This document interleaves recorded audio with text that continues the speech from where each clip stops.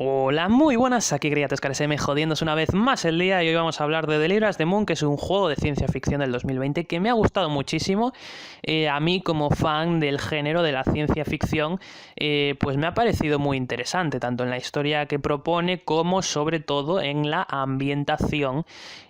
Pues visualmente y en sonido me parece muy interesante el juego, las mecánicas que tiene. Ahora profundizamos en todo ello un poquito, tampoco os esperéis demasiado, que yo nunca he hecho así crítica, por así decirlo, de videojuegos. Si ya no me salen ahí gran cosa, las de cine y series, que es en lo que más me muevo, pues ya de videojuegos, a ver qué sale.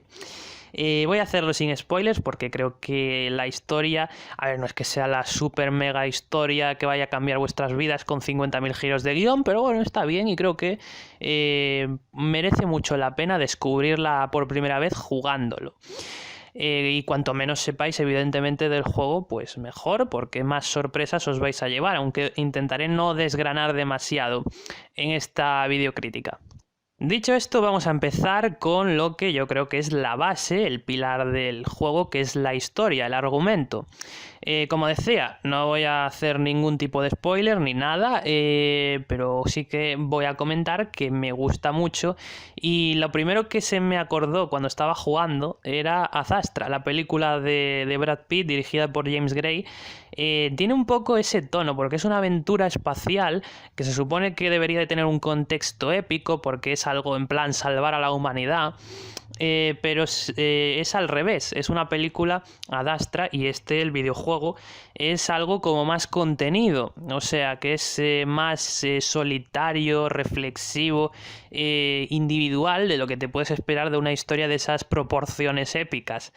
Y que, a ver, aquí tampoco es que haya unos giros o una historia súper mega, no sabría cómo decirlo, irreal. Me parece que en ese sentido el juego es bastante realista. Lo que plantea, sí, a grandes rasgos, voy a leer la sinopsis, bueno, no la voy a leer, la voy a contar, es que la Luna proporciona, creo que es el año 2056 aproximadamente, proporciona es la mayor fuente de energía del planeta Tierra, porque pues la Tierra, al ritmo que va, se estaba quedando sin recursos, con lo cual desde la Luna consiguieron una manera de enviar a través de una pedazo antena, pues energía a la Tierra para que pudiera subsistir. Y lo que pasa es que un buen día pues se corta ese flujo de energía y la Luna ya no envía energía a la Tierra. Con lo cual, unos años después, 3 años o así, que ya la Tierra está muy en la mierda, pues la última esperanza es mandar a un astronauta en una nave, en una misión a la estación lunar para ver qué ha pasado y si se puede restablecer el flujo de energía. Eso a grandes rasgos. Luego te vas enterando de más cosas que pasan, tanto del protagonista como de otras personas, de la estación y tal. Con lo cual, algo que recomiendo muchísimo es explorar. O sea, no es que sea aquí un juego sandbox de mundo abierto con un mapa gigantesco, pero bueno, a ver, es más de pasillo, por así decirlo, entre comillas, pasillero. Pero yo recomiendo muchísimo que en todas las estancias que vayáis visitando en el recorrido de la historia, que exploréis los rincones que podáis, porque así os vais a enterar muchísimo mejor de todo el contexto de la historia, que esto pasa en todos los juegos, pero a lo mejor pues hay juegos que están más enfocados en lo que es el gameplay y no interesa tanto el lore de la historia. Pero aquí sí que merece mucho la pena porque te enteras de más cosas, que es lo gracioso también del juego. Es un juego que a lo mejor tiene una duración de 7, 8 o 10 horas como mucho, si te paras en cada sitio a mirar sus cosas. O sea, que es lo que tenéis que hacer, yo creo. No es que haya que ir a lo loco a hacer ahí un speedrun del juego, de pasaros la historia a ver cuánto tardáis, sino que de disfrutarla a vuestro ritmo y de la forma más extensa posible. Y lo dicho, es un juego que tiene una historia simple pero muy efectiva y que integra muy bien las mecánicas en lo que es la narrativa. Así que voy a aprovechar ya para pasar a hablar del gameplay. Aquí ya hay más luces y sombras, o sea, con las sombras me refiero a que pues a lo mejor lo que son las físicas del personaje, los movimientos, pues se pueden hacer un poco toscos. Porque, por poner un ejemplo, cuando estás afuera de la luna, o sea, en el espacio exterior, pero a ver, estás en la luna, pues le das a un botón que es el de sprintar y lo que es el personaje como que corre un montón, o sea, sube las escaleras muy rápido, cuando en verdad debería de ir algo más lento, no sé, o sea, no es muy creíble en algunos sentidos lo que son las físicas del personaje. Luego la cámara tampoco ayuda mucho porque tiene una sensibilidad muy baja. Yo tuve que ponerle la sensibilidad al 10 a la cámara, o sea, al máximo, para poder tener unos movimientos razonables, porque si la tenía por defecto, como te viene, como que tardas media hora en mover la cámara, en girarla de un lado a otro. Entonces, pues tampoco es que sea un juegazo a nivel de eso, pero tampoco tiene que serlo porque es algo, como decía antes, orientado a la historia, a la narrativa y con alguna que otra mecánica que eso sí que me parece muy interesante en el juego, lo que son los puzzles. Y con puzzles me refiero, pues por ejemplo, cuando te metes en el cohete para salir a la luna, tú estás dentro de lo que es el cuadro, estás en el cuadro de mando sentado y tienes que hacer como una especie de, como un procedimiento para arrancar el cohete, el motor, y que es como un minijuego, un puzzle y muy interesante, pero este tipo de cosas lo que hacen es meterte un montón de lleno, te dan una inmersión increíble en esa pues en la atmósfera del juego, ¿no? Te mete en la piel del astronauta perfectamente. Luego pues otros puzzles que si luego tienes que acoplar el cohete a la estación, ese tipo de cosas molan muchísimo.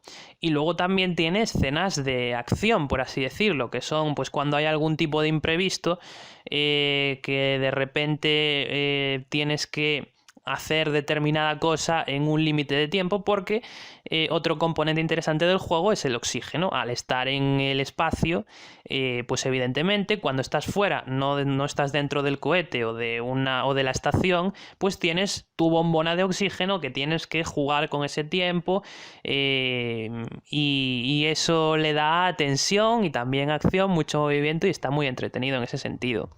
Que a mí respecto a la tensión, esos momentos me parecen increíbles. Y luego también tiene, no iba a decir terror, pero a ver, a mí me parece bastante terrorífico, entre comillas, el hecho de estar solo en una estación vacía, desértica, en el espacio, que lo único que te protege de la muerte es un traje de mierda o una pared de mierda.